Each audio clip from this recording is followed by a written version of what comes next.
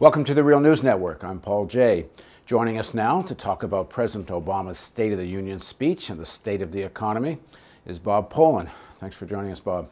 Thank you for having me. So Bob is the co-founder of the Perry Institute based in Amherst, Massachusetts. So you wrote an article recently. In it, you quote New York Times and Bloomberg, and their reaction echoes much of what's happening in the mainstream press in discussing the stimulus program. Is the United States government facing fiscal suicide? Asks the New York Times.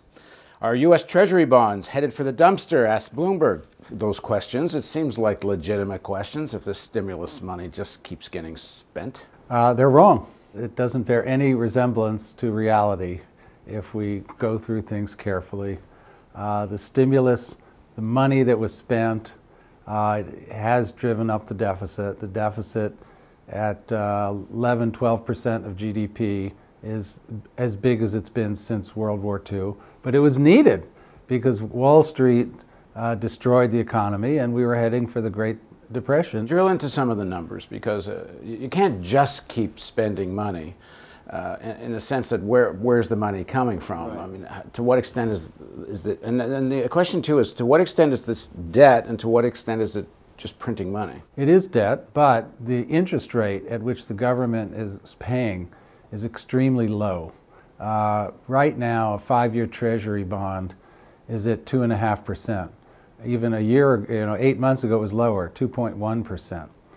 Now, compare that under Reagan, and when he borrowed money, a 5-year Treasury bond was at 13%. That's a difference in terms of annual debt payments on the money we borrow now. That's a $200 billion difference.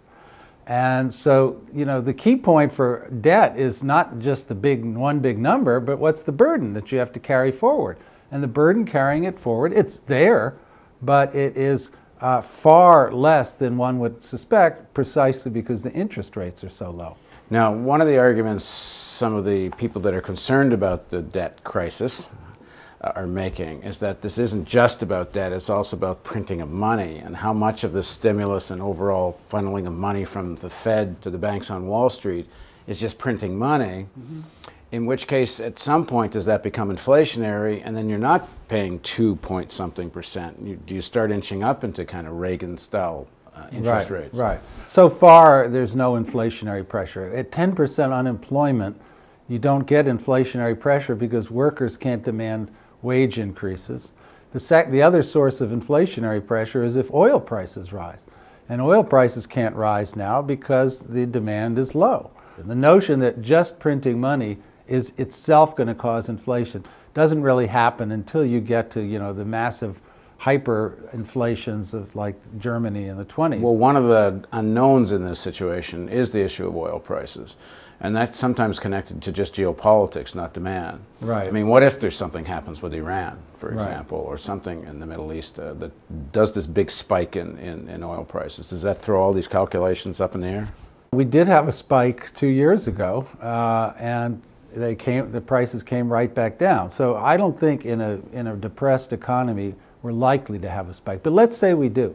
I think there's two things that we can do that we should have done in the late 1970s, which is, number one, we can draw on our strategic oil reserves, and we can put out as much as we want. The government can buy oil, should be buying oil now when it's cheap, and then when the prices start to spike, we can counteract any upward price pressure by releasing all the strategic reserves. And number two, as happened when we spiked 2 years ago, is that we increase energy conservation. So if we're investing now, which we should be doing, in energy conservation measures, that also will weaken the effects of any upward price pressure because people become less reliant on oil.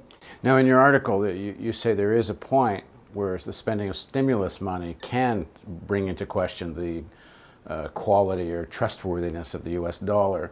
And the issue of too much deficit, there's a point where there is too much deficit. Yeah. So two things. Where is that point, and then what does one do not to get there?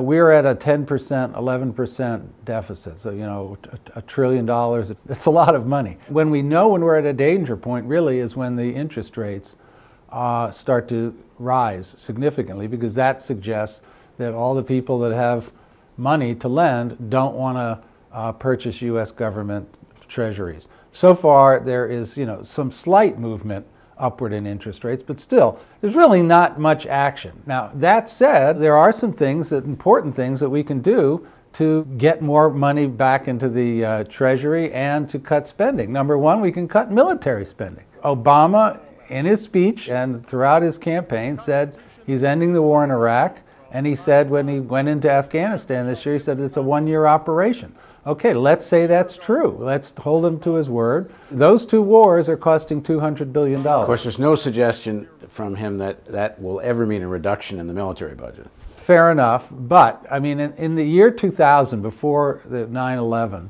the military budget was about 3% of GDP. Right now, it's about 4.5%.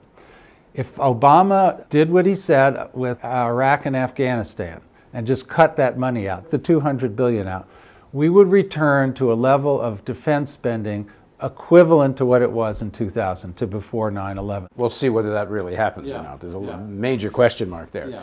Now, the other thing, you talked about 3 areas in your article that needed to be done not to get into fiscal hell. My words, I think, not yours, but one was cut back on military spending. The other was get healthcare spending under control, and that seems to be out the window. The thing is, there is so much waste in that system. As we all know, the U.S. spends twice as much per person on average than the rest of Western Europe and Canada on healthcare. That and the U.S. budget, not entire spending, but public spending, is in the range of $800 billion. So I'm not saying we should get it down to a Canadian level where it would be, say, 400 or 300, but even if you took 100 billion out, which after a year of talking about it, to be able to get 100 billion out in the waste that we call our healthcare system is not really a stretch. And so, except where's the politics to do it? Because they were making the argument to do that you need a public option. Yeah. Public option seems to be gone. Yeah. And most are going to have a kind of more regulated insurance business with maybe not preventing people who have serious illness from getting insurance. Yeah. But especially if they force everybody into insurance now without any and subsidize poor people. Yeah, it's actually could wind up costing more, not less. Well, and with the deal with pharma, where they're not going to really have any serious cuts on the pharmaceutical costs. Like the military, it's not a huge stretch to think that we could at least get 100 billion out of government spending in healthcare without people suffering at all in terms of their well-being. That was the second one, and the third one is we've got to tax Wall Street.